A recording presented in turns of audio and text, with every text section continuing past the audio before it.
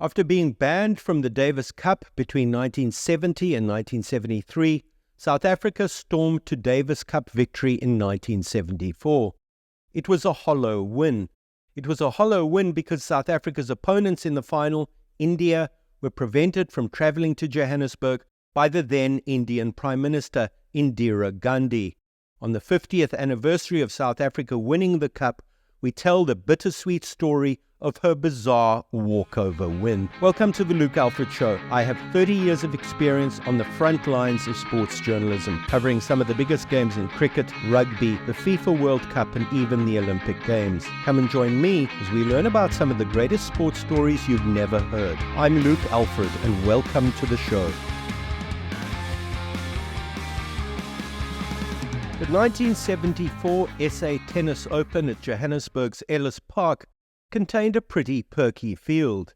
The men's draw showcased 5 of the world's top 10, including Jimmy Connors and Arthur Ashe, who would go on to contest the final that year, and 12 of the world's top 20 players.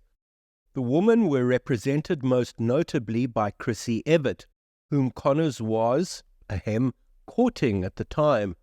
All the players were staying at the Landrost Hotel, just round the corner from Ellis Park, and although Jimmy and Chrissy were staying in different rooms, they found time in the evenings to, as it were, break curfew and indulge in some spirited serve and volley stuff.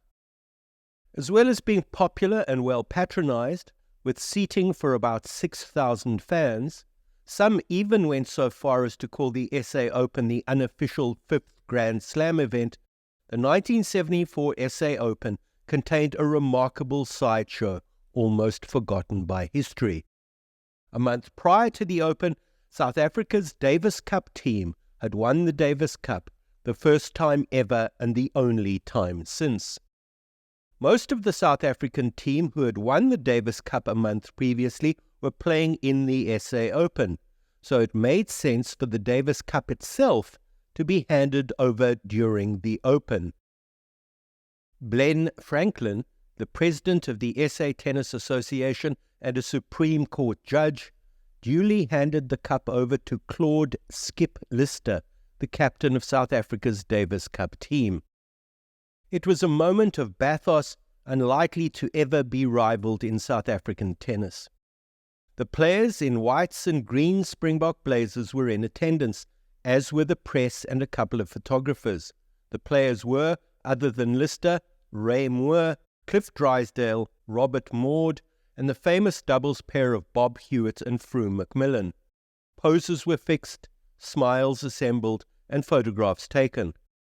After a few moments, the group shuffled away from one of the grass embankments at Ellis Park to resume their part in the tournament. There was not an International Tennis Federation official in sight. In fact, their only representative, so to speak, was the Davis Cup trophy itself. The conclusion to the 1974 Davis Cup had proved to be a singular embarrassment to all concerned. Quote, "We were proud to see our names on the Davis Cup," Hewitt told the New York Times in 2009, "but the way we got it left a terribly sour taste in our mouths." So why, you are doubtlessly asking, did a High Court judge hand over the Davis Cup at the 1974 SA Open? And why were South Africa's opponents not present? Did the final actually get played? Well, let's answer the last question first, because this answer will also provide us with answers to earlier questions. The final, meant to have been played at Ellis Park, although neutral venues in Europe were discussed, was never actually played. It was never played because South Africa's opponents in the final, India, refused to come to South Africa in protest against apartheid. India's refusal gave the Davis Cup organizers no alternative but to award the Davis Cup of 1974 to South Africa. The official explanation of the victory was by walkover. It remains one of the most inconclusive, bittersweet, and unsatisfactory episodes in Davis Cup history, all the more so because to this day, each team believes that they would have prevailed in the final. And there's a further level of dissatisfaction too. India's non-participation in the final was influenced by none other than Indira Gandhi, the then Indian Prime Minister. Gandhi's wishes were finally obeyed, but this didn't mean that members of the Indian team didn't try to convince her otherwise. Vijay Amritraj, one of two Amritraj brothers in India's Davis Cup team, sat down with Gandhi for an hour to try and persuade her to allow the Indian team to travel to South Africa. He was received courteously and listened to, but Gandhi's mind was finally made up. The Indians were frustrated by their government's intransigence for several reasons. Up until 1974, the Davis Cup had historically been dominated by only four nations: the USA, Great Britain, France, and Australia. India were beaten finalists in 1966, true, but the Amritraj brothers knew that a final against South Africa would be a once-in-a-lifetime opportunity. They were also battle-hardened because their journey to the final had been long and challenging. In getting to the final, they needed to beat Australia and the Soviet Union, so they were well grooved. The rubber against Australia was particularly memorable, a marathon of tennis that generated a mammoth 327 games across the singles, the doubles, and the reverse singles. The doubles, which pitted the Amritraj brothers against the Australian pair of Colin Dibley and John Alexander, was instructive in this regard. The Indians took the first set 17-15, but lost the second 6-8. They won the third, a mere appetizer to the gigantic set to follow, 6-3, before losing the humongous fourth to the Aussies 18-16. Finally, at 2 sets all, the Indian brothers prevailed, taking the fifth set to go into a 2-1 lead after 3 rubbers in the tie. It was this kind of tenacity that led the Indians to believe that they could fly into Johannesburg and prosper. But they were never given the chance to find out, and, in a manner of speaking, they have been playing the final they have never played ever since. Forgive me while I interrupt a sports story to tell you about the Luke Alfred Show Patreon. As you may know, being a writer is not the most lucrative career choice. Please consider making a small donation to keep the show going at patreon.com/The Luke Alfred Show. But for now, let's get back to the story. By contrast, South Africa, playing at altitude on the Highveld in Johannesburg, believed that they had the beating of India. Their singles team, likely to have been Moore and Drysdale, would have been too powerful for the Indians, and their doubles pair of Hewitt and McMillan was amongst the most crack doubles pairs in men's tennis at the time. Johannesburg is a city built at nearly 2,000 meters above sea level, so the rarefied air provides a singular challenge for breathing. The ball also bounces higher on the Highveld, sometimes wondrously so. The South Africans noted that India's wins over Australia and the Soviet Union had both taken place in India, in Calcutta and Pune, respectively. They wanted to see the Indians deal with the lack of air and the bounce of the ball on the Highveld, and reckoned that the Indians wouldn't be up to it. The South Africans, too, had taken a long and circuitous route to the final. They were also the better for it. That year's Davis Cup draw stipulated that the South Africans played against mainly South American opposition in the tournament's early stages. First, the South Africans had a walkover against Argentina, who would not play against the South Africans on political grounds, before struggling on clay against Chile in Colombia's Bogotá to win 3-2. The win against Chile meant that they had to face Colombia, who were at home in the Americas Interzone Final, a theoretically tricky tie. Ray Moore beat Ivan Molina in 4 sets to get the South Africans off to the perfect start, before Hewitt won his singles against Jairo Velasco in 3.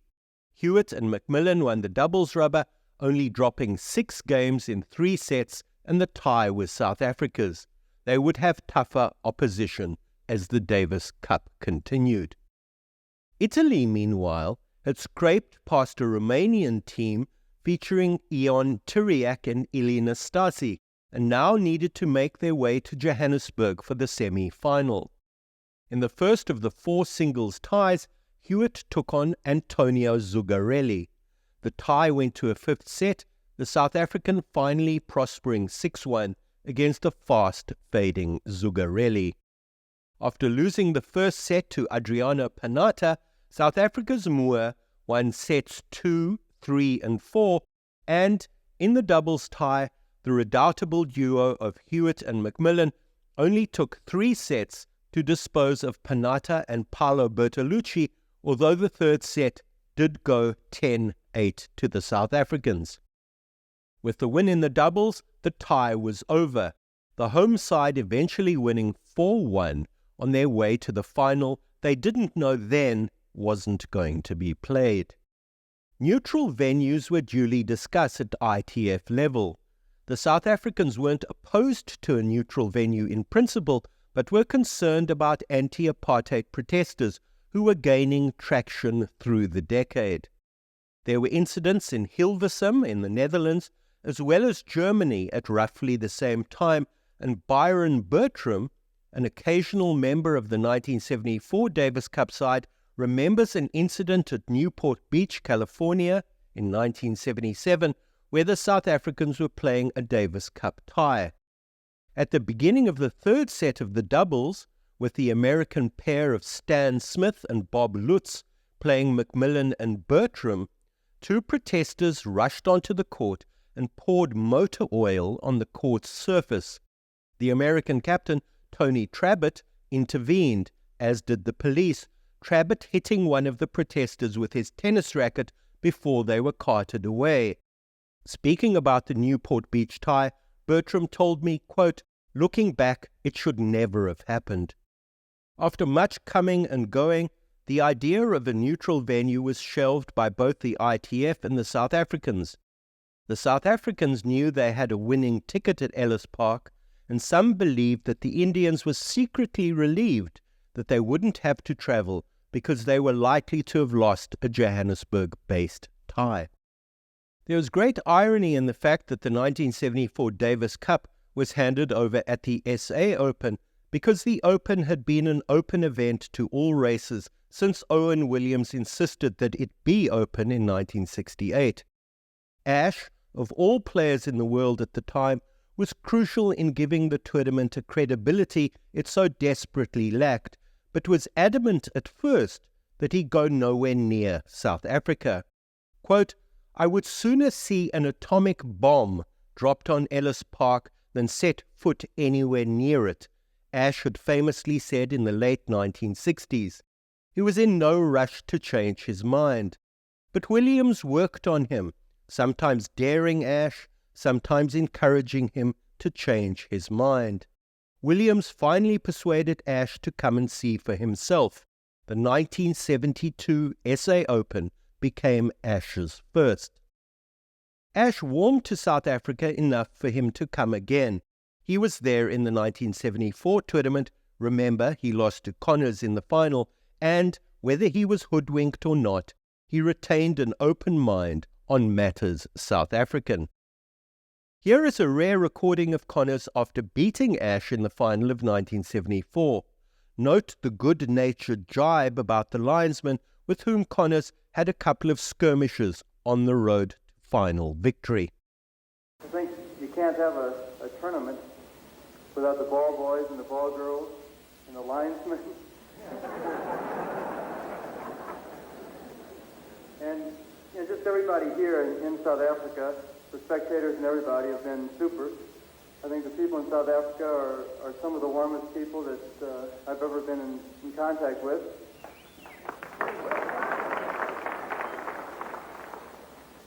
And I think a lot of places and a lot of people can learn a lot from coming to South Africa.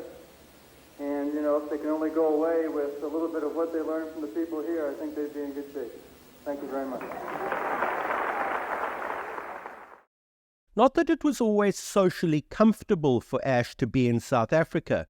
In the early 1970s, it was customary for players participating in the SA Open to be housed not in hotels, but to be billeted at the homes of well-to-do tennis patrons in their often luxurious Johannesburg homes. The story is told, for instance, of Ashe sitting on the patio of one such Upper Houghton home in Johannesburg when he was approached by a servant in a starched Victorian uniform. He was addressed by her as, quote, master, which made him desperately uncomfortable, and asked if he would like tea. In another oft-repeated anecdote in tennis circles at the time, Torben Ulrich, the Bohemian Dane, was housed in another swanky home. He made himself comfortable, which of course meant doing yoga in the family lounge. The lady of the house was slightly nonplussed to wander into the lounge to find Ulrich sitting cross-legged, staring at a tennis ball suspended from a chandelier. She also noted with slight alarm that Ulrich was naked, but had enough presence of mind to compose a question. Quote, "What are you doing, if I may ask, Mr. Ulrich?" The reply, "I am focusing on a tennis ball ahead of my game tomorrow." A music journalist in later life, Ulrich was very much his own man. In the early 1970s, he participated in one of the satellite tournaments around the SA Open, and this one happened to take place in East London, on the South African coast. On the day before the tournament was about to begin, Ulrich arrived at the gate, asking to be let in for an hour or two of pre-tournament practice. Security refused, despite Ulrich showing them his kit and collection of rackets. Quote, "We do not encourage the participation of hobos," security are alleged to have responded, although, this being South Africa, they probably did so in language harsher and less refined. Ulrich, sitting naked, humming at a tennis ball, suspended on a chandelier, and Ashe's embarrassing encounter with a maid, calling him master, finally persuaded Williams and his second-in-command, Keith Brebner, to move the players to upmarket hotels.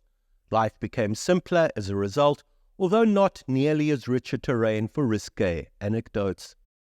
The SA Open was not an event without standing on the social calendar. Two of the honoured guests at the 1968 Open were Dr. Christiaan Barnard, who had recently placed Denise Duval's heart into the chest of Louis Washkansky, and the Italian actress Gina Lollobrigida. We do not know whether Chris lost his heart or perhaps Gina lost hers. What seems pretty certain is that the two indulged in a set or two of off-court hanky-panky when play had finished for the day. In later years, Liz Taylor and Richard Burton were guests of the Open, and in 1974, when the Davis Cup trophy was handed over on the grass embankment, one of the invited VIPs was the actor Charlton Heston. Heston was a man of many shades, because not only did he allow himself to come to South Africa as a self-confessed supporter of anti-racism and civil rights, but he allowed himself to be dressed up in a zebra skin kaross at the 1974 tournament as he played in an exhibition match with Ashe amongst others. Williams, the tournament organizer, must have been a very persuasive man.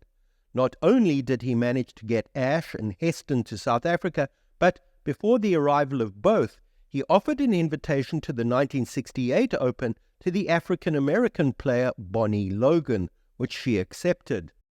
Logan is largely forgotten now, a player who seems to have slipped into the tramlines of time, but in her day she was a rare sight in a very white world.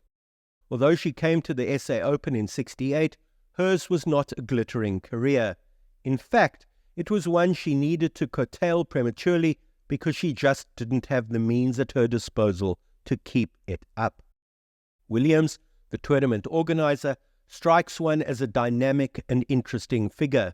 He was energetic, smooth-talking, and quick on his feet, so much so that I'm sure he occasionally indulged in a little topspin here and there. He was able to get Ashe, Heston, and Logan to South Africa by force of argument alone, giving the SA Open a prestige which some might say it didn't deserve. It is strange to think that even as Williams was doing his damnedest to keep the SA Open flourishing, as was Brebner, history was attacking the tournament and South African sport from a different angle. The Indians' failure to come to South Africa was a demonstration that the rest of the world took an increasingly dim view of apartheid. This view was only sharpened as the 1970s continued. In 1978, with South Africa again playing the USA, the 1977 tie referred to earlier was in Newport Beach, a peaceful march occurred in Nashville, Tennessee, when between 1,500 and 2,000 people marched in Nashville to protest against apartheid and the presence of an all-white South African team in their city. While the very notion of the Davis Cup might not have been in crisis in the late 1970s, the competition certainly hemorrhaged credibility. The 1970s were a highly politicized age, and sport was fair game for anti-establishment protesters or government keen to score political points. At the same time, the world was a less homogeneous place than it is today. Repressive regimes like those in Chile, South Africa, and Rhodesia were increasingly vulnerable to rejection and boycott from teams reluctant to play against them. The Davis Cup was no exception. The second half of the 1970s saw a flood of withdrawals, protests, and walkovers. In 1976, the USA became irritable with what they perceived to be a free-for-all. They alleged that the tournament organizers were too permissive, with countries scoring cheap political points, and greater sanctions for withdrawals should come into play. The USA were later joined by France and Great Britain, with all three threatening to withdraw from the competition entirely. The Davis Cup organizers took due note. The Soviet Union, for instance, refused to play against South Africa in the 1978 Davis Cup. As a result, they had their invitation to the 1978 tournament withdrawn entirely. Taking a harder stance softened the Big Three's orneriness. The show must go on. South Africa's 1978 Davis Cup was their last Davis Cup for 14 years. They had been banned from entering the tournament briefly, 1970 to 1973, but were reinstated in 1974, which makes their winning of the tournament and the circumstances around it that year all the more curious. But finally, the rest of the world couldn't be bothered with South Africa. Apartheid was odious, yes, but South Africa's continued presence on the Davis Cup schedule simply became too onerous. The events at Newport Beach and in Nashville in successive years were small, but they had ripples. And those ripples pulsed through the world. The best way to deal with the stink that was South Africa was not to hold your nose, but to tell the South Africans that they were unwelcome at the world party. When they dealt with their smell, they could be readmitted into the world game. The Davis Cup itself in 1974 has its own story. In 1974, the Davis Cup was without replica. The cup was duly sent to South Africa and stored in the vaults of a local bank.